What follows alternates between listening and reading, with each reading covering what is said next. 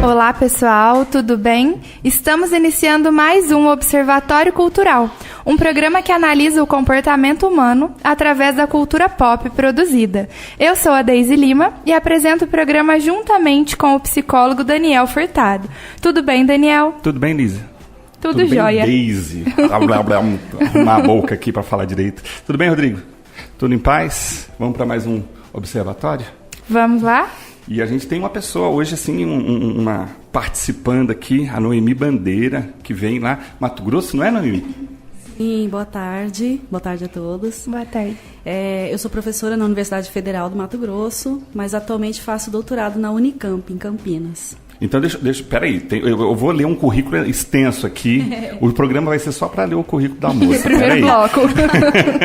Psicóloga, psicanalista, professora na Universidade Federal do Mato Grosso, né? Doutorando em saúde coletiva. Eu vou te perguntar depois você explicar para a gente o que é a saúde coletiva a partir do ponto de vista da psicologia. MS em psicologia pela Unesp, é isso? Isso. Suas linhas de pesquisa: saúde coletiva, saúde mental e psicanálise, e psicologia e sociedade. E a Noemi, ela vem no programa hoje falar de um assunto que já tem sido permeado pelo Observatório Cultural, que é o comportamento humano na sociedade de uma maneira geral, e como o meio ambiente faz parte da nossa existência. E a gente vai começar fazendo já uma pergunta, jogando uma pergunta no ar assim, que vai ser acho que é o ponto central hoje do programa. Todo desenvolvimento é positivo?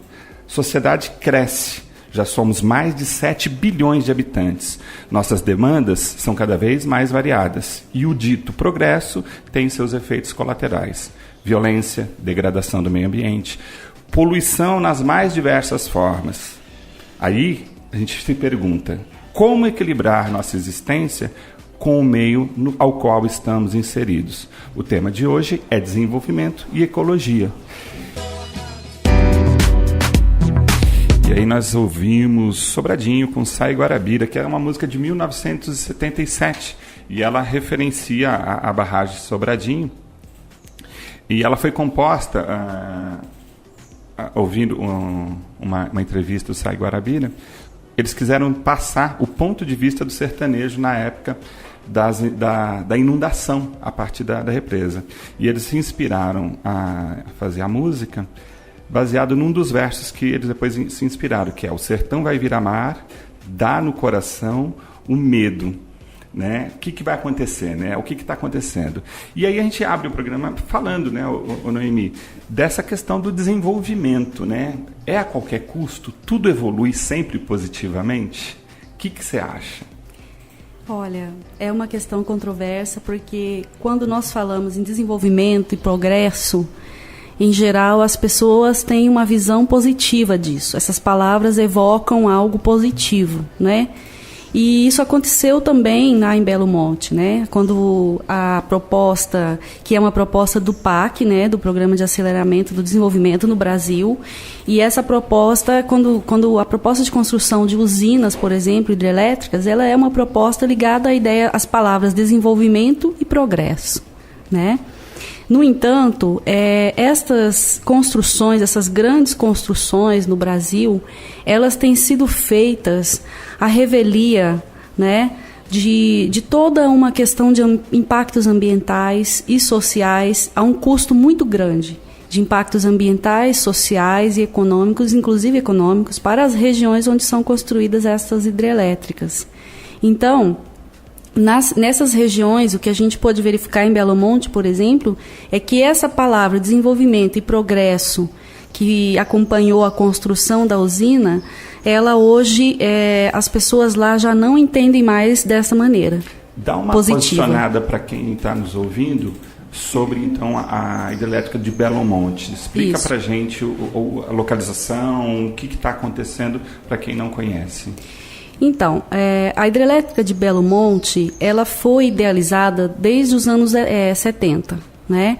Então, tem aquelas ideias, desde a da ditadura, que tem aquela ideia de vamos povoar a Amazônia, vamos desenvolver a Amazônia, que eram ideias, assim, presentes na ditadura já, não é? Então, essa ideia de que a Amazônia, vamos povoar a Amazônia, é uma ideia que ela é falsa, porque a Amazônia é povoada. existe povoação lá, né? Então, é como se a Amazônia fosse vazia, não existisse nada lá. Existem pessoas lá, existem muitas tribos e terras indígenas e áreas de preservação, enfim. E na década de 70 essas ideias ganharam projetos, né? E, no entanto, na década de 80 houve uma iniciativa de construí-las, mas foi feito movimentos sociais dos indígenas, teve muito movimento contra, e o Banco Mundial, que ia financiar essa obra, retirou-se quando ele viu o impacto social e ambiental que essa obra ia causar. Então, o Banco Mundial não quis mais financiar a obra e ela foi engavetada. E ela retornou agora para a agenda no governo Lula, no segundo governo do Lula, e no início do governo Dilma, que foi retomada esse projeto da construção de hidrelétricas lá, né, por causa do PAC, né? Então, essas grandes construções saíram do papel e foram colocadas de uma maneira completamente violenta. Por quê? Porque desconsideraram todos os dossiês, todos os estudos de impacto ambiental que foram feitos, foram desconsiderados. Diretores do INCRA, da FUNAI, dos órgãos, todos se demitiram por conta de pressões do governo para a construção dessa usina. Ela foi construída assim com muita pressão em cima e desconsiderando todas as condicionantes socioambientais que deveriam ter sido respeitadas, inclusive o tempo, né, para isso acontecer. Não foi levado em conta. E a alegação da necessidade dessa hidrelétrica, qual é a motivação? O que o governo fala? Por que ela precisa existir? Qual o benefício que justificaria passar por todas essas ações contrárias? Eles alegavam que ela ia trazer uma grande produção de energia, né? A produção de energia seria muito grande e que compensaria o custo socioambiental dela. No entanto, há estudos, inclusive de estudiosos da USP, né, que mostram que o custo, a produção em quilowatts dela não era assim tão vantajosa, né? Porque há períodos de seca no rio Xingu, de baixa do rio. Em 3, 4 meses no ano, por exemplo, há um período em que essa usina não vai produzir o tanto de quilowatts que ela foi construída para isso, né? Então ela não vai gerar essa quantidade de energia. E, no entanto, a gente sabe que há aí interesses de grandes empresas, de grandes construtoras e que pressionaram para a construção dessa usina. Então há um grande interesse econômico por trás disso e político. E isso, quando a gente pensa nessas motivações de impacto, você falou de meio ambiente e sociais. Diretamente, qual é o impacto que pode se perceber? Olha, é claro, os estudos, inclusive se você entrar na página do Instituto Socioambiental, do ISA, você vai encontrar lá todos os estudos de impacto feitos por estudiosos, tanto da ONG como de universidades, e que mostraram claramente esses impactos. Então, tem vários dossiês feitos pelo Instituto Socioambiental. Então, eu vou citar alguns. Por exemplo, a obra ela foi construída numa zona do sudoeste do Pará, na cidade de Altamira, e ela compreende uma área de 100 quilômetros do rio Xingu, que é chamado de Volta Grande do Xingu. Então, para vocês imaginarem, uma extensão imensa, 100 quilômetros de rio. Essa Volta Grande do Xingu, ela tem no meio um lugar que é chamado Terra do Meio. Nessa Terra do Meio você tem o território indígena Arara e Juruna. São duas terras indígenas ali, além dos ribeirinhos. Nessa área onde foi feito os canais para desviar o rio, né? Essas pessoas, elas usavam o rio para tudo, elas vivem do rio. Então, elas tiram toda a atividade delas, a vida delas é ligada ao rio, né? A pesca, enfim. E aí, nessa região, a vazão do rio foi completamente diminuída. Então, o rio ali para eles secou, não tem peixe mais, né? Os pescadores que praticavam a pesca ali, eles não têm mais o rio para pescar ali naquela área, né? E é uma área grande de 100 quilômetros. Então, impactou diretamente essas tribos e esses ribeirinhos que viviam nessa área. Além disso, você tem uma construção da usina, uma formação de um grande lago que, como ele recobriu várias ilhas, essas ilhas, não foi tirada a vegetação dessas ilhas antes. Então, a vegetação apodrece. Como ela apodrece, ela produz gases tóxicos que matam todos os peixes e contaminam a água. Então, aquele lago, ele é um reservatório morto, ele é um cemitério de ilhas, de árvores, de animais. É um lago podre, né? Ali vira uma área, um cemitério. Então, esse é um impacto grande e principal. A remoção das comunidades indígenas e ribeirinhas também não foi feita de acordo com o planejamento, porque antes da construção você tinha o que eles chamaram de condicionantes, que é o que eles tinham que fazer para mitigar os impactos sociais e ambientais da obra. Então, os ribeirinhos tinham que ser assentados em áreas ribeirinhas, para que eles continuassem tendo o modo de vida deles, não é? E eles não foram colocados em áreas, eles foram colocados em periferias da cidade, em casas de alvenaria longe do rio, não é? Ou seja, você destruiu completamente o modo de vida ribeirinho, não é? Com isso. Esse também é um problema, né? Além de vários outros que você tem. O impacto da vegetação, o impacto do próprio rio, né? Que não é só o peixe, é outras coisas. Bom, né, então acho que retomando agora ficou um pouco mais claro, né, para todo mundo que está ouvindo, inclusive para a gente, né, porque uma coisa é quando se vê notícias, quando se vê publicações, mas outra é ouvir alguém que está vindo daquela realidade, que entende um pouco melhor tudo isso. Então, além de questões econômicas, políticas, até filosóficas, né, porque foram surgindo algumas questões enquanto você foi falando, eu gostaria até de retomar, né, o início do programa, que é: todo desenvolvimento é positivo, então? Então, antes de se pensar num positivo ou no negativo, vamos pensar um pouco o desenvolvimento, né? Então, assim, seja ele qual for, o desenvolvimento humano, o desenvolvimento, sei lá, ecológico, demográfico, enfim. Me parece, né, na sua fala, que para o desenvolvimento de alguma coisa tem início, meio e fim. Não é nem claro ainda para mim onde é que começou tudo isso, né? Porque, por exemplo, o pouco que eu sei um pouco a respeito disso, né, já era uma região que apresentava alguns problemas antes mesmo desse acontecimento, né? E que, por exemplo, foram desalojadas em torno de 3.500 famílias, não foi? Depois disso tudo. Então, assim, me parece que isso é uma consequência de um desenvolvimento que já tinha se iniciado em um outro momento. Então, acho que antes da gente pensar no positivo ou no negativo, compreender um pouco melhor as etapas disso tudo. Igual a gente faz com a psicologia na vida das pessoas, das crianças, enfim, entender as etapas disso tudo, né? Então, o que você acha disso? Então, o que aconteceu lá é uma coisa devastadora. Primeiro, em termos de meio ambiente, né, um desastre ambiental programado e com o nome de desenvolvimento, não é? Uhum. Na questão social, o desastre é algo grande que não vai se recuperar em poucos anos. Vai ser muito tempo. Por quê?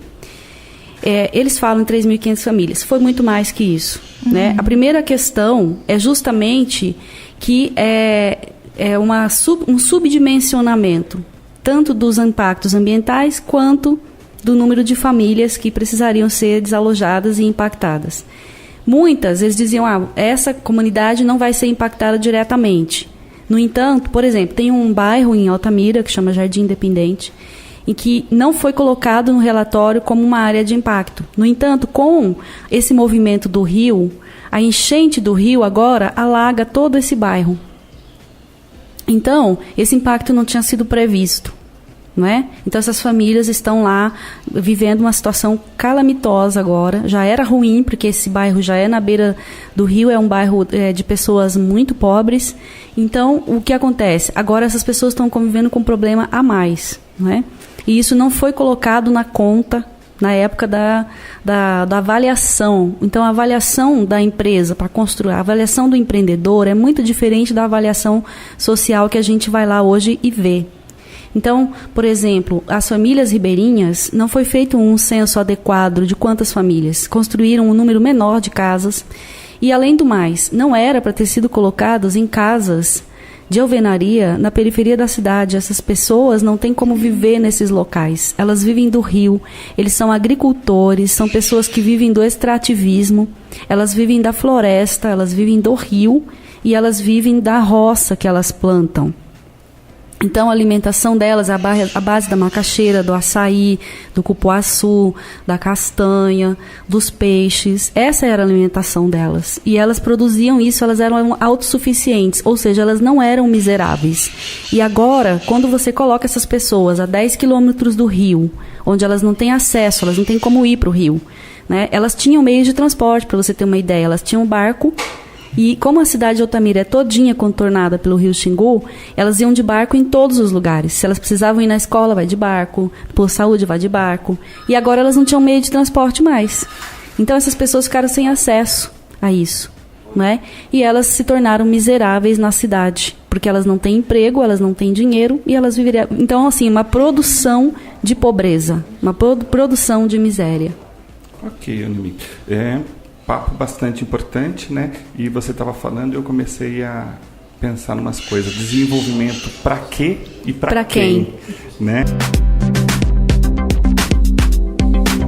Pessoal, então voltamos aí com o Observatório Cultural. Hoje a gente está aqui conversando com a professora da Universidade do Mato Grosso, Universidade Federal do Mato Grosso, a Noemi Bandeira. E nós estamos falando de desenvolvimento, ecologia, meio ambiente, as questões sociais do impacto de grandes obras. No caso, a gente está falando de Belo Monte, mas a gente poderia estar falando de qualquer grande intervenção que o homem faz na natureza e acaba causando prejuízos sociais, ambientais, disfarçado de desenvolvimento, né, Noemi? A Noemi é a primeira vez que está aqui, ela veio do Mato Grosso, amanhã ela vai estar na PUC, às 8 horas da manhã, ministrando a palestra. Fala pra gente qual que é o nome da palestra, Noemi? O caso Belo Monte, a reinvenção de territórios possíveis através da clínica de cuidado em psicanálise. A professora Kátia está aqui, ela está nos contando, eu vou perguntar para ela. É aberta ao público essa palestra, Kátia? Sim. É aberto ao público, então é auditório 2 lá da PUC, amanhã 8 horas da manhã. Quem quiser aí ela vai detalhar mais questões. Noemi é a primeira vez que vem aqui no programa e a gente sempre embasa nossos bate-papos com música. Então a gente escolhe a dedo as músicas a partir dos temas, né? O Veloso e o Gilberto Gil no acústico eles fizeram junto cantando a música Terra. Que essa música tem um fato interessante que o Caetano fez em 69 quando ele estava preso na ditadura militar. E ele teve a possibilidade de ver umas fotos feitas pelos astronautas da Apollo 11, né? E foi uma das primeiras fotos do planeta Terra. E aí ele fez essa música belíssima, né? E eu acho que assim, a gente estava falando das questões de Belo Monte, dessa questão do desenvolvimento, meio ambiente, sociedade, né? E a gente falava aqui enquanto tocava a música, né? De que a gente precisa cuidar dessa terra, né? Desse nosso planeta que não é de ET, é nosso. Nós estamos inseridos aqui. Nós estamos existindo nesse planeta e precisamos cuidá-lo dele, né? Porque se ele está bem, nós estamos bem. Se nós não cuidamos direito, nossa casa não fica muito bem. É por aí, e Noemi, já aproveitando a tua especialidade, você é psicanalista, né? Como é que mistura tudo isso? Como é que a psicologia conversa com tudo isso? Bom, então, primeiramente você falou sobre casa, né? E isso é muito interessante porque o conceito nosso de casa não é o mesmo conceito para comunidades ribeirinhas. Então, o que aconteceu com elas foi muito mais grave se a gente pensar no conceito de casa para elas, né?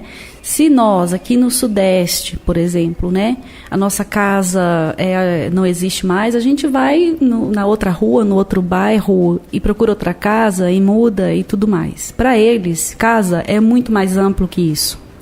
Muitas dessas pessoas moravam numa ilha.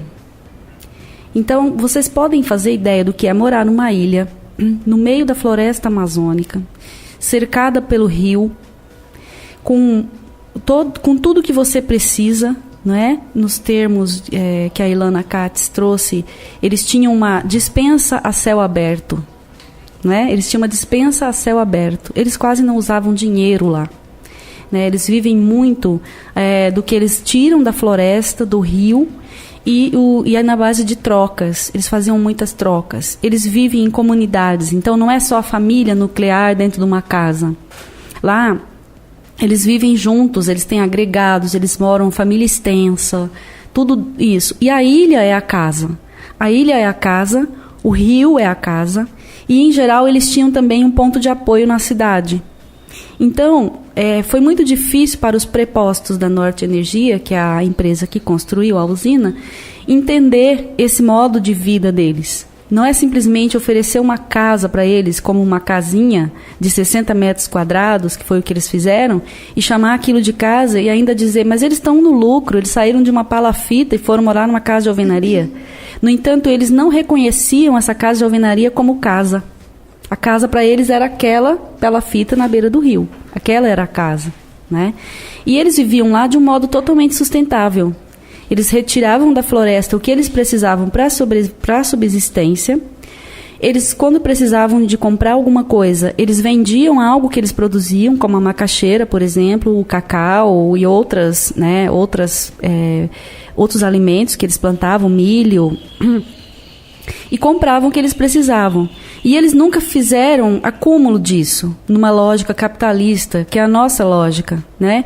Eles poderiam muito bem, na floresta, retirar açaí, cupuaçu, montar uma grande empresa, mas não é essa a visão deles, não é assim que eles vivem. Então você está falando que é uma concepção de existência, de vida. É uma concepção de vida, né? Então falar lá que um pescador, por exemplo, lá não é uma profissão. Um pescador lá é um modo de vida. Um pescador é uma pessoa que entende do rio, que entende das águas, que entende dos peixes, que entende da floresta, que entende de barcos, que entende sobre... Eles constroem as próprias redes. Então, ele tem todo um saber, um conhecimento que eu, por exemplo, ignoro completamente. Eu morreria lá em um dia se me soltassem no rio Xingu. Não é? Eu não sei viver lá naquele modo de vida. E eles têm um conhecimento, um saber, e isso é muito importante, né? Então, quando a Eliane Brum, ela fez vários dossiês, várias reportagens, estão no site dela, que chama Desacontecimentos, e também tem um outro site que chama Casa de Vidro, e também no El País, onde ela publica as suas reportagens. Ela fez vários dossiês a respeito de Belo Monte, e ela conta lá várias histórias dessas que eu vou falar um pouco amanhã no evento na PUC. Então, quando a Eliane viu o que estava acontecendo lá, ela ficou tão mobilizada. Por quê? Porque essas famílias de ribeirinhos foram compulsoriamente arrancados disso que eles chamam de casa, que é a ilha, o rio, todo o modo de vida deles, e colocados num lugar às pressas, não é? De uma maneira violenta, sem respeitar. Teve casas que foram queimadas, com os objetos das pessoas dentro. Não deu nem tempo da pessoa ir lá buscar os objetos dela. Então foi feito isso de uma maneira tão violenta que essas pessoas, elas ficaram completamente desterritorializadas, elas perderam completamente a sua direção, elas adoeceram. Teve gente que teve assim infarto fulminante, teve gente que teve um AVC no escritório da Norte Energia. Só para a gente dar uma posicionada, isso está acontecendo agora? Isso foi em que ano? Isso aconteceu, a remoção das famílias aconteceu em 2014, 2015 e 2016. E hoje nós estamos em que fase desse processo? Hoje nós estamos na seguinte fase: os ribeirinhos que foram retirados, as ilhas já foram alagadas, a usina, apesar de não cumprir com as condicionantes que estavam no plano, que elas teriam que cumprir, ela conseguiu a licença de operação através de estratégias políticas e jurídicas do governo. Enfim, elas conseguiram essa licença, então hoje elas estão na cidade lutando para retornar para a beira do rio. Então, hoje você tem um Conselho Ribeirinho, você tem o Ministério Público, você tem a Defensoria Pública, que chegou lá depois disso, né? Muito conveniente, que a Defensoria Pública da União só chegou lá em 2015. Mais da metade das famílias já tinham sido removidas. E a Procuradoria do Estado, que estão tentando reaver as terras, o direito dos ribeirinhos. Todas essas você vai estar relatando amanhã no evento da PUC. E eu queria também agora puxar um pouco para lá pro lado da clínica ampliada, né? E eu queria que você falasse também como foi a tua participação lá e como a psicologia, de novo, ela se relaciona. Bem, pessoal, estamos voltando aí com o Espaço Cultural, hoje aqui com a professora Noemi Bandeira, falando sobre desenvolvimento, ecologia, na verdade o caso Belo Monte, ela que é psicanalista, e tem uma palestra amanhã, lá na PUC, às 8 horas da manhã, com algumas vagas para o público. A palestra está destinada aos alunos do curso de psicologia, mas algumas vagas podem ser destinadas aí à população de uma forma geral. Isso aí foi Beto Guedes, O Sal da Terra, de 1981, e essa música tem ela diz assim, né? Vamos precisar de todo mundo para cuidar dessa terra, desse planeta, né? E a Deise falava aqui no intervalo de algumas percepções. Divida-as conosco, por favor. Uau! Então, assim, bom, hoje eu tô mais quietinha, né? Porque eu parei para ouvir tudo que a Noemi tinha para falar pra gente e para sentir também um pouco dessa experiência que ela tá contando pra gente, né? Então, e aí fiquei pensando em algumas reflexões durante essa escuta, né? Então, assim, primeiro de tudo, desde sempre eu acredito que por motivos políticos, individuais, econômicos, ou enfim, sempre existiu uma característica de um egoísmo muito grande em se querer encaixar as pessoas nos padrões que fazem sentido para mim, né? Então, assim, diversos fatores e sempre em todas as épocas. Então, não só quando envolve algum fator do meio ambiente, enfim, sempre acho que se encontrou essa dificuldade de entender o que é do outro e o que é meu, qual é a realidade que eu devo respeitar, mas não devo, né, me meter nela, ou enfim.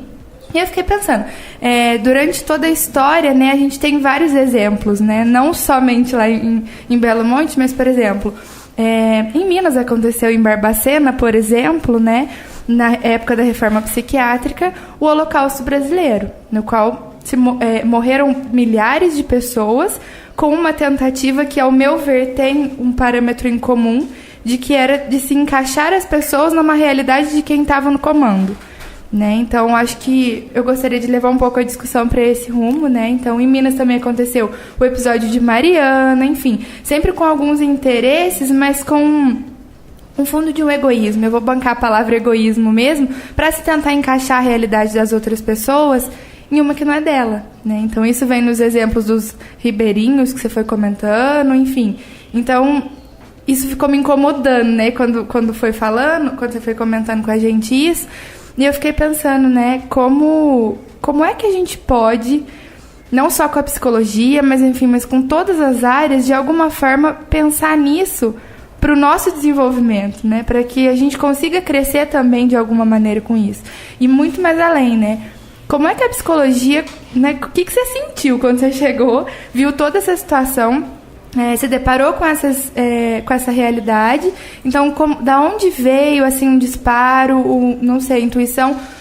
De onde buscou a psicologia para tentar oferecer uma ajuda nessa realidade, ou em qualquer outra realidade em que as pessoas tiram algumas pessoas da sua realidade para encaixar em outra?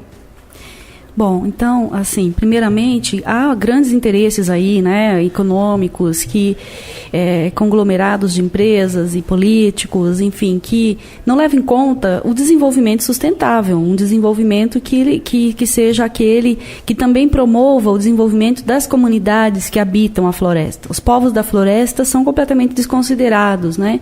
Eles são invisíveis, né, para a grande mídia e para esses conglomerados de empresas. Enfim, o projeto Clínica de Cuidado, ele surgiu a partir dessa mobilização que causada, né, por pessoas como a Eliane Brum, a Ilana Katz e o Christian Dunker, da USP, pessoas que ficaram completamente paralisados e mobilizados com a situação dos ribeirinhos.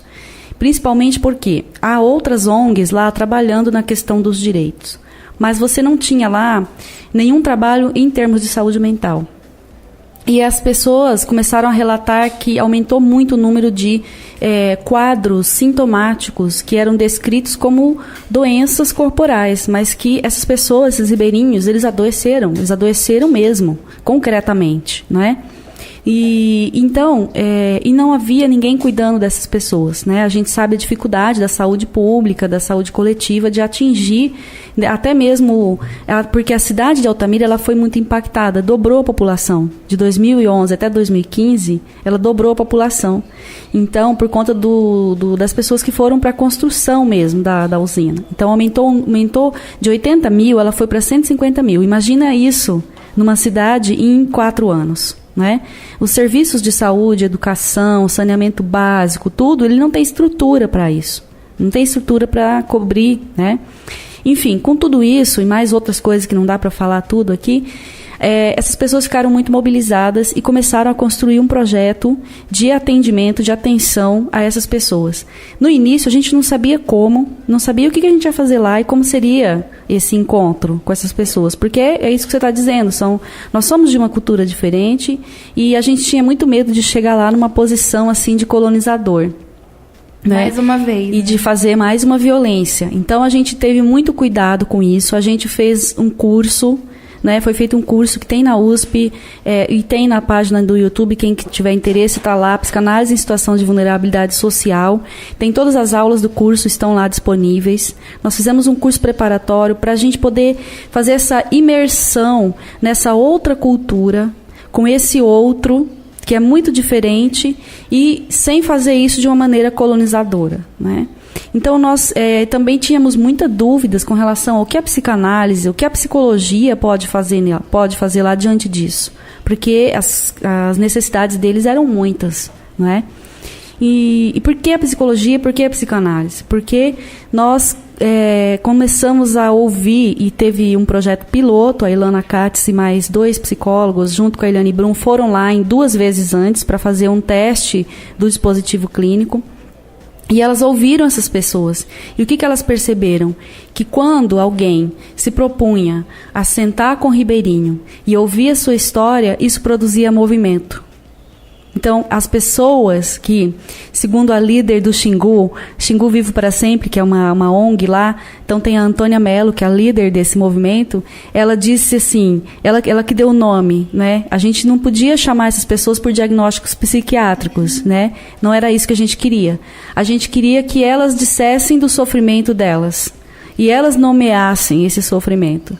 Então, a Antônia Mello, numa reunião dos ribeirinhos, ela disse, olha, esse pessoal aí, esses psicólogos, eles vêm de São Paulo para tentar escutar, ouvir essas pessoas que não conseguiram se reanimar depois de Belo Monte. Eu achei uma magnífica palavra que ela usou, reanimar. Porque realmente eles ficaram paralisados, né?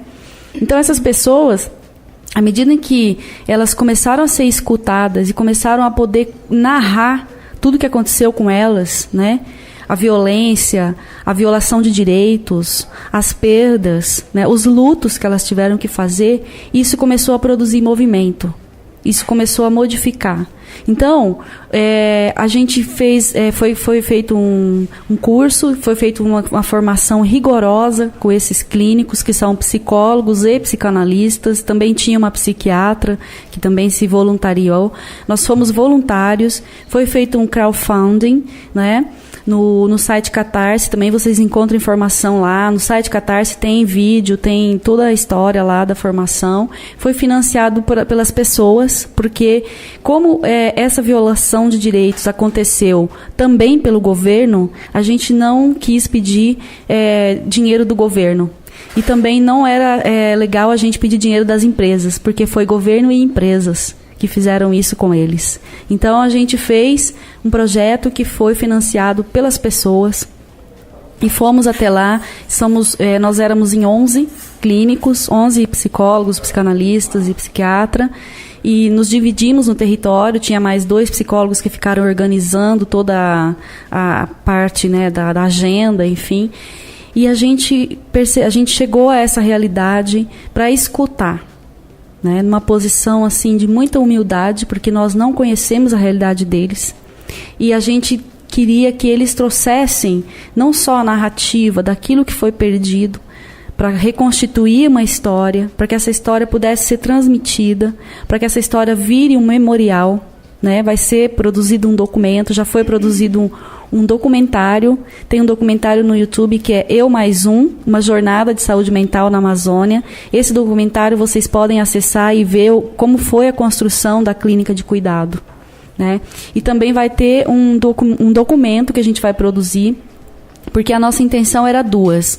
Uma, ouvir essas pessoas e tentar fazer uma intervenção no campo da saúde mental, né, para que essas pessoas voltassem a ressignificar e reorganizar a vida delas a partir disso, uma vez que já foi, não tinha, né, mesmo como voltar, a violação de direitos já aconteceu.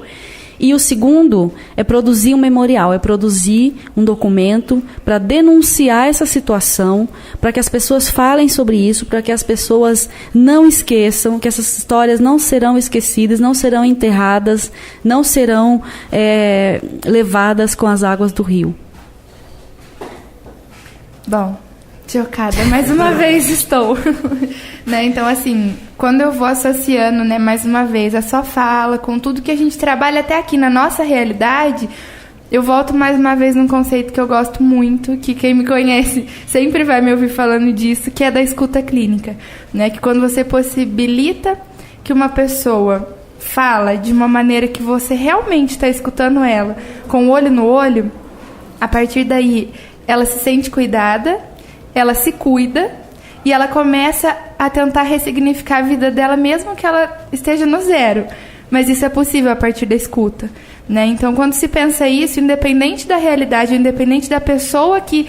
Até vocês que estão ouvindo a gente que não são psicólogos, pare, escute, olhe no olho, tente ressignificar a vida dessas pessoas com elas pela escuta. Né? Então, eu acho que isso fica de mensagem do Observatório Cultural de hoje para qualquer pessoa que vai encontrar com qualquer realidade, né? E, muito além disso, respeite a realidade de cada um, né? Com a escuta. Muito bom, né? Muito bom, a gente tem alguns programas que a gente fica com vontade de quero mais, né? Isso. Mas assim, quero mais no sentido de aprendermos, de nós nos desenvolvermos e evoluirmos.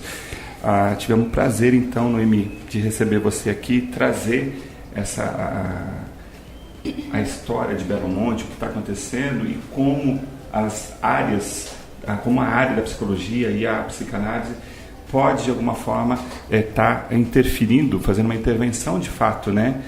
Já que aconteceu, agora a gente precisa melhorar a qualidade de vida dessas pessoas, né? Então, queria te agradecer muito, foi um programa bastante especial para a gente, pode ter certeza. Para mim também, obrigada. Queria agradecer de você ter feito um esforço, de ter vindo um pouco antes para participar aqui. Quero agradecer a professora da PUC, Kátia Saraiva, que fez essa ponte aqui para a gente. Muito obrigado, Kátia. E é isso aí. Muito obrigado, Noemi. Então, eu só queria deixar uma palavra assim, que promover desenvolvimento e progresso é promover as pessoas que habitam estes lugares e colocar o saber delas em primeiro lugar. Porque elas sabiam como cuidar do rio e da floresta e das suas vidas, né? E todo esse saber foi desconsiderado. Então, quando a gente não promove desenvolvimento sem preservar o saber dos povos ribeirinhos, por exemplo. Muito Legal. Obrigada. Daisy, foi bom aí? Gostou do programa? Quase chorei no final. Legal, então nós vamos terminando aqui. Muito obrigado você que nos ouviu hoje com a questão do desenvolvimento, caso Belo Monte, com a professora Noemi Bandeira. O Observatório Cultural vai ao ar às terças e quintas-feiras, das 17 às 18 horas, com reprises aos sábados às 14 horas e aos domingos às 19 horas. É uma produção do Espaço Vida Consciente. Acesse lá nosso Facebook, dá sua opinião, participa com a gente. Apresentação Daniel Sena e Deise Lima. Comunicação, e lá para quem está no Facebook, a live é responsabilidade do Vinícius Bernardes. E aqui, no comando técnico, nosso amigo Rodrigo Albert. Até a próxima. Fiquem bem. Milton Nascimento, Bank.